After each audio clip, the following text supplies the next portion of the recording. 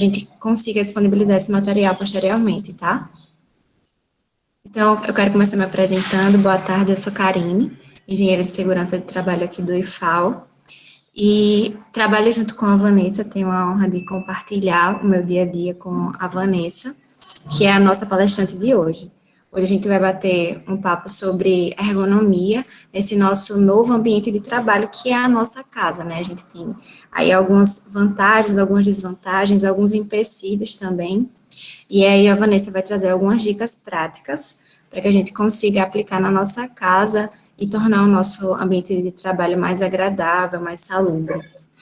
A Vanessa é especialista em segurança do trabalho e eu vou ler um pouquinho do currículo dela para vocês. Vanessa Félix é graduada em Arquitetura e Urbanismo pela Universidade Federal do Rio Grande do Norte, especialista em segurança do trabalho e atua no IFAL como técnica em segurança do trabalho.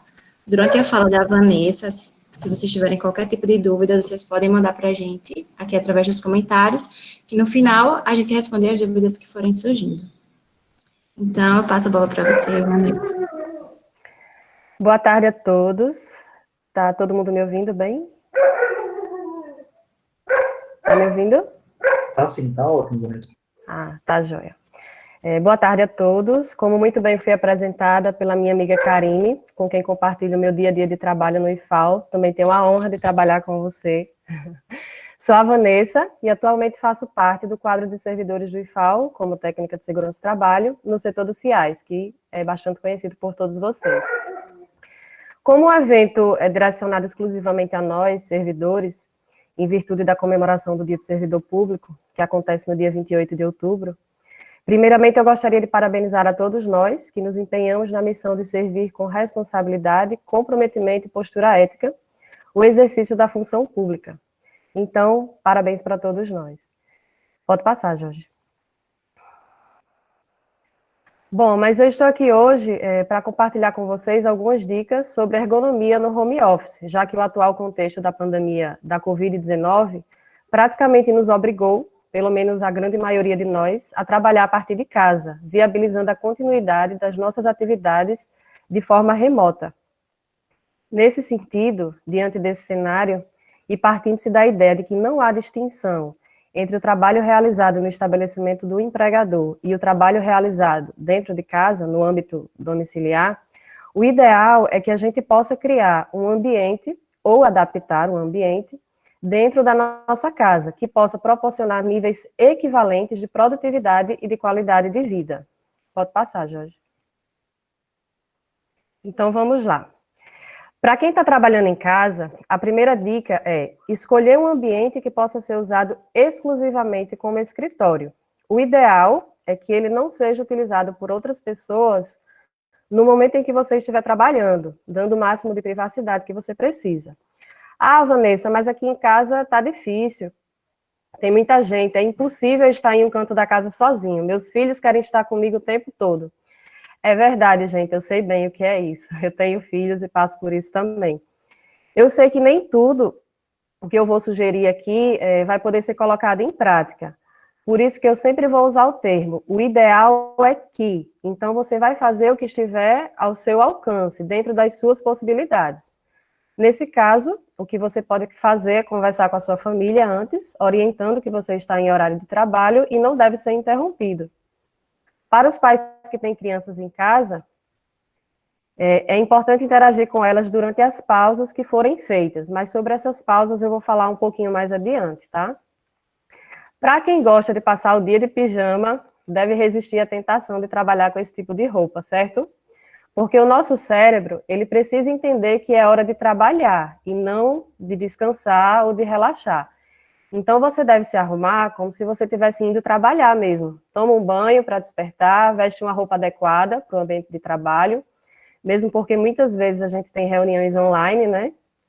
E para as mulheres que gostam de se produzir, é bom passar uma maquiagem, arrumar o cabelo, mas aí vai ficar a critério de cada um. O importante é estar pronto para trabalhar como se estivesse indo realmente para o seu local de trabalho, tá? Pode passar, Jorge. Ainda sobre o ambiente, se possível, o ideal é que ele tenha isolamento acústico. mas eu sei que na maioria dos casos isso não vai ser possível. Então, outra alternativa é você tentar escolher um ambiente que seja o mais afastado possível do barulho externo ou de outros cômodos da casa, que estejam sendo utilizados por outras pessoas no seu período de trabalho. É importante também que o ambiente tenha uma iluminação adequada, ou seja, longe de reflexos e incidência direta de raios solares, que podem acabar incomodando. No entanto, o ideal é que a luz natural seja aproveitada ao máximo. Ela é mais saudável para o nosso organismo do que a luz artificial. Então, por isso é importante trabalhar de dia também. A ventilação e a temperatura do ambiente também são importantes. Nesse caso, é necessário se certificar de que elas estejam adequadas à sua preferência individual. Algumas pessoas preferem trabalhar com ar-condicionado, outras não. Então, vai depender do gosto de cada um mesmo. Pode passar, Jorge. Na organização do mobiliário e dos equipamentos, é preciso se atentar para as fiações que ficam expostas, que devem estar protegidas e sem gambiarras. Dessa forma, você vai evitar a ocorrência de pequenos acidentes, deixando o ambiente mais seguro. Então, se tiver algum fio no chão, pode ser que você tropece, caia, então é bom evitar esse tipo de coisa também.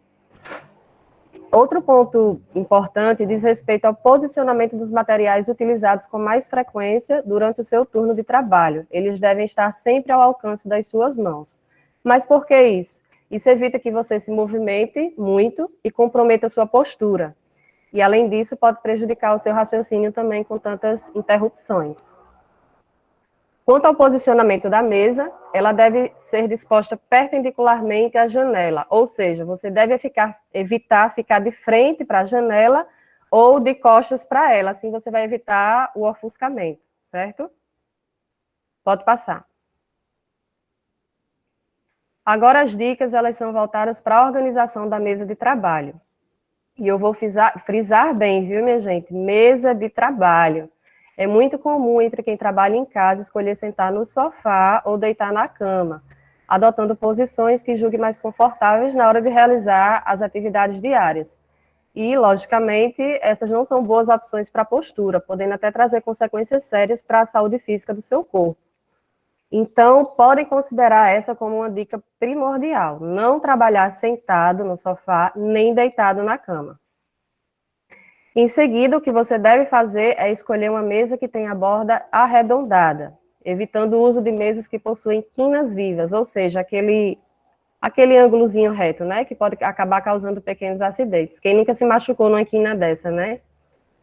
Mas se o que você tem disponível é uma mesa que possua essas quinas vivas, você pode fazer uma adaptação para que ela fique com as bordas arredondadas. Você pode encontrar esses protetores de quina nessas lojas que vendem materiais de construção, de utilidades do lar. Aqui em Maceió, por exemplo, você encontra esse dispositivo na Carajás, na Tupã, na Leroy. Aí vocês encontram na cidade de vocês em uma dessas lojas. Em relação à cadeira, nunca utilize puff para trabalhar, tá? Você precisa de uma cadeira com encosto, e esse encosto deve ter um ângulo um pouco maior que 90 graus. Ou seja, ele precisa estar levemente inclinado para trás, de uma maneira que você fique confortável, para você poder se encostar e trabalhar. O ideal também é que a cadeira ela seja estofada, mas se você não tiver uma cadeira estofada, você pode fazer uma adaptação, utilizando um travesseiro ou uma almofada, ou algo que deixe ela um pouco mais macia. E para acomodar também melhor a sua lombar. Pode passar, Jorge.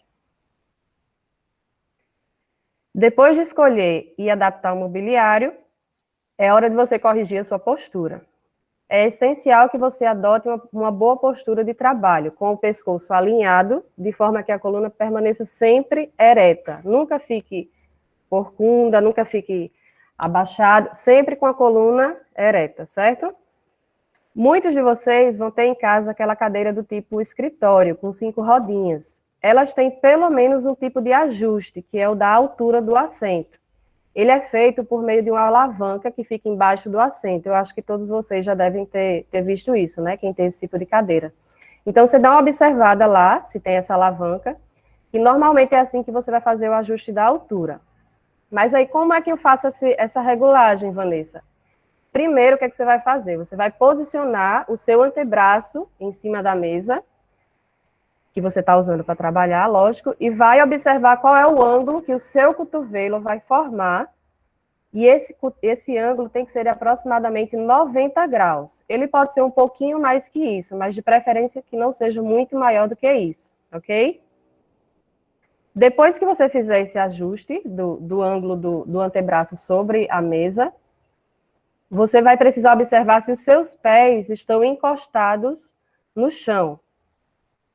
Se eles estão apoiados no chão. Se eles não estiverem, se você tiver... Eu sou baixinha, eu sempre preciso de um apoio para os pés.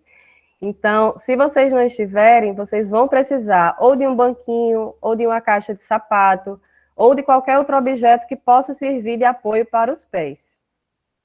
Mas, Vanessa, qual deve ser a altura desse apoio para os pés? Bom, primeiro, vocês têm que observar a angulação do seu quadril em relação aos joelhos. Como vocês podem ver, eu acho que vocês conseguem visualizar, né? Aqui nessa figura, o quadril dela formando esse ângulo de 90 graus com os joelhos. Então, esse ângulo deve ser de aproximadamente também de 90 graus, e nunca menos do que isso, tá?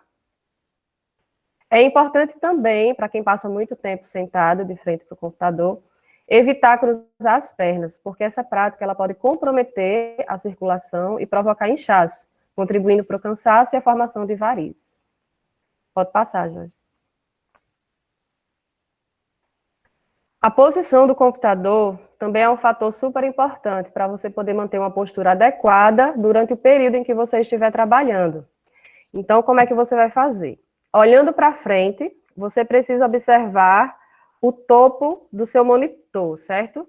Que não pode ficar nem muito para cima, que você tenha que levantar o seu queixo para olhar, e nem que você tenha que abaixar a cabeça para poder visualizar. Então, o olho deve estar mais ou menos na altura do topo do monitor. Se você estiver usando um notebook, o ideal é que você o coloque em cima de um suporte, observando sempre a segurança, claro, né? E de modo que o topo da tela do notebook fique na altura dos seus olhos, da mesma forma que eu falei anteriormente. Esse suporte, para você colocar o notebook, pode ser o quê? Pode ser uma pilha de livros, pode ser uma caixa que suporte o peso do computador, lembrando sempre da segurança, né? Ou qualquer outro objeto que possa desempenhar essa função. Nessa situação, como o teclado e o mouse do notebook, eles são acoplados ao notebook, não é possível você manter o antebraço apoiado na mesa, formando aquele ângulo de 90 graus que eu ensinei para vocês. Então, o ideal é que vocês tenham um mouse e um teclado auxiliares, que possam ser manuseados na altura da mesa de trabalho, certo? Dessa forma, o notebook ele vai ser usado apenas como monitor. E esse monitor tem que estar a uma distância de entre 45 e 70 centímetros dos seus olhos. Por quê? Porque isso vai fazer com que você tenha um maior conforto visual e vai evitar a fadiga, né? Vai evitar ficar cansado. A gente também deve atentar para a forma como a gente vai manusear o mouse. Usando de forma errada pode causar dores, desencadear inflamações. Então, qual é a forma correta? O punho e o braço devem estar sempre apoiados na mesa e as mãos devem permanecer sempre na posição reta, ok? Pode passar. Pronto, nesse exemplo aqui, vocês podem ver, ela não tem a cadeira com rodinha. Então, o que foi que ela fez? Pegou uma cadeira, botou um travesseiro para servir de encosto e apoiar melhor a lombar dela. Se vocês verem, ela está formando um ângulo de 90 graus entre o quadril e os joelhos, então ela não precisou de apoio para os pés. O notebook dela, ela precisou colocar em cima de uma caixa, provavelmente uma caixa de sapato, então notem que o olho dela ficou na altura do monitor, então está correto, certo? E deixou os objetos que ela mais usa aqui ao alcance dela. Tem uma caneta, um papel, tem um livro, tem uma água. Então, é isso, minha gente, é adaptar com o que a gente tem em casa, tá? Pode passar, Jorge. Gente, muito importante, não podemos nos esquecer de fazer as pausas durante o expediente. Mesmo dentro de casa, a gente tem que fazer pausa. Nesse momento que a gente está vivenciando agora, a gente vai ter uma dificuldade maior de manter os níveis mínimos de atividade física. Então, essas pausas, elas devem ser ativas. E o que eu quero dizer com pausas ativas? Eu quero dizer que você precisa se levantar da cadeira e se movimentar. Não é uma pausa para você assistir um vídeo no YouTube, nem bater papo no WhatsApp, não, viu? Então, levante-se e se movimente, tá? O ideal é que você programe essas pausas, mas sem acumulá-las. Como assim? Os profissionais da área de saúde, eles recomendam 10 minutos de descanso para cada hora trabalhada. Então, se você trabalha 1 hora, você descansa 10 minutos. Evite trabalhar 2 horas para poder descansar 20 minutos. Por quê? Porque assim, você vai estar muito mais propenso a ficar cansado, né? A ficar fatigado. E o que fazer nessas pausas, Vanessa? Nesses pequenos intervalos, você pode fazer exercícios de alongamento, de relaxamento, ou até mesmo dar atenção aos seus familiares, né? As crianças, com certeza, vão gostar de um pouco de atenção. E, diante de todas essas considerações, é inegável que a má postura, ela pode prejudicar a saúde e o funcionamento do nosso corpo, assim como a qualidade de vida no trabalho. E, como consequência disso, ela pode acabar comprometendo o quê? A nossa produtividade. Então, todos nós devemos tentar respeitar ao máximo os preceitos da ergonomia para o nosso próprio bem-estar e segurança. Pode passar, Jorge. Outro ponto importante que não posso deixar de mencionar diz respeito à ergonomia organizacional, que faz referência à organização do seu tempo de trabalho. É essencial que você defina uma rotina de trabalho com horário de início e de fim bem definidos. Porque como a gente está no ambiente da nossa casa, que é o lugar onde a gente deixa o trabalho de fora e usa para estar com a família, para descansar, então fica muito mais fácil a gente procrastinar, né? E a gente acaba transferindo afazeres do trabalho para outro dia ou deixando para depois. E com os horários estabelecidos, a gente acaba ficando mais disciplinado e acaba conseguindo atingir as metas de trabalho com mais facilidade. É bom também dar preferência ao horário comercial para trabalhar durante o dia, que é quando você está mais disposto e pode produzir mais, evitando trabalhar à noite, que é quando a gente já está cansado e a produtividade já não é mais a mesma. Pode passar, Jorge. Bom, gente, já chegamos praticamente ao final da nossa palestra. Espero que essas dicas possam ajudar vocês a se organizar melhor o seu ambiente de trabalho dentro de casa, de forma que ele possa proporcionar um trabalho mais seguro e saudável para você. Lembrando também que a gente não deve esquecer de priorizar as nossas necessidades básicas.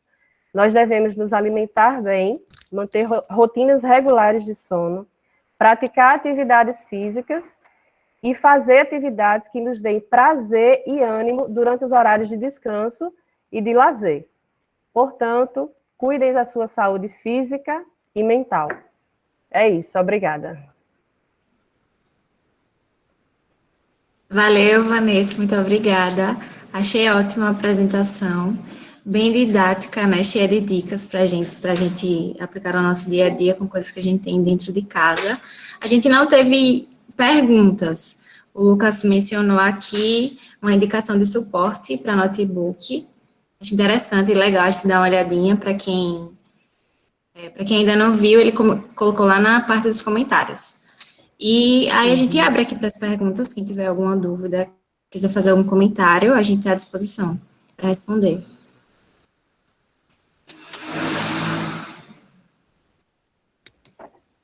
Acho que foi bem explicadinho, ninguém ficou com dúvida.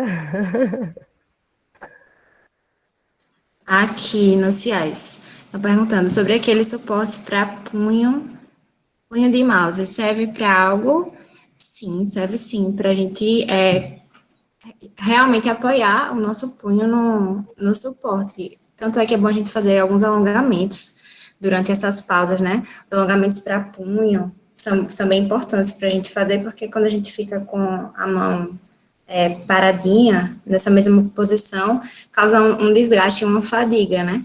Uma fadiga muscular. É importante sim. Tem alguma coisa para acrescentar, Vanessa? Não.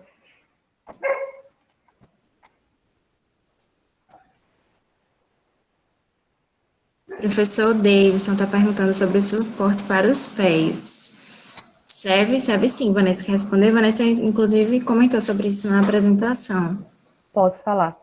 O suporte para os pés, ele serve para que você fique na posição mais confortável possível, que é quando o seu quadril, em relação ao seu joelho, forma um ângulo de 90 graus.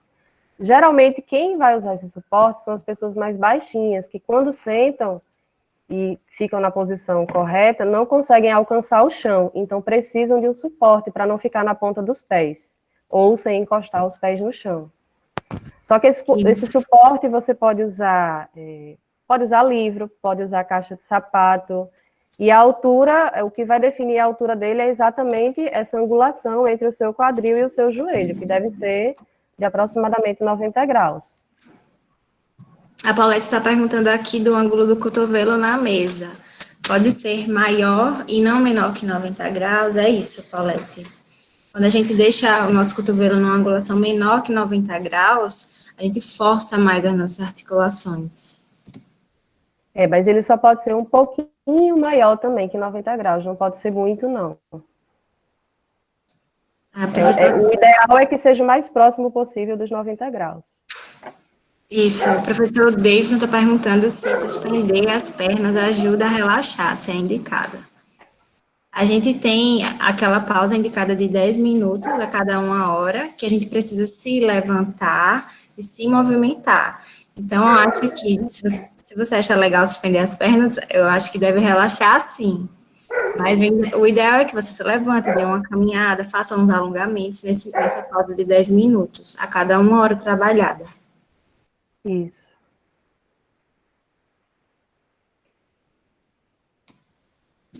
A Jaqueline Raposo comentou aqui que não tinha uma cadeira adequada, então solicitou uma do campus. Eu não sei como é essa didática aí nos campos, mas se essa for uma opção, acho legal para quem não tem condições, não consegue comprar uma cadeira adequada agora. Mas, se bem que a Vanessa passou algumas opções bem legais para a gente trabalhar dentro de casa com o que a gente tem, né? Como um travesseiro, uma caixa de sapato. E não utilizar puff, né? E o ideal é que ela tenha um encosto para você poder se encostar e ficar mais confortável, senão você vai cansar muito a coluna. Você tem que apoiar a sua lombar. Mais alguma dúvida, gente? Aqui, fizeram mais uma pergunta. Existe recomendação de filtro de tela para o computador? Existe sim, dependendo do brilho da tela do seu computador e do ambiente que você use, se tiver muita incidência de raios solares, você pode colocar um filtro para filtrar melhor e não causar o ofuscamento. É bem legal essa dica. Quanto tempo é recomendado, Maurício está perguntando, para o uso da tela? Eu não sei responder essa pergunta, Vanessa, sabe? Eu também não, mas assim, o ideal é que se façam aquelas pausas, né? Trabalhe 1 hora, descansa 10 minutos, saia de frente da tela, não mexa no celular, vá se alongar, fazer alguma coisa, porque esses 10 minutos também servem para você descansar a sua vista, né? Que está ali de frente o tempo todo para o computador. E o ideal é você trabalhar também somente as 8 horas diárias, né? Não passar disso, que vai ficar cansado. Mais alguma dúvida, pessoal? Eu acho que foi bem esclarecedor, Vanessa, agradeço a sua participação. Obrigada a vocês pela presença. Se não tiver mais nenhuma dúvida, acho que a gente pode encerrar. Né, Jorge? E caso surja alguma dúvida posteriormente, vocês também podem entrar em contato com a gente pelo e-mail, que está aí na tela, sesmit@ifal.edu.br, e a gente vai tirar a dúvida de vocês também. Então é isso, obrigada pela participação.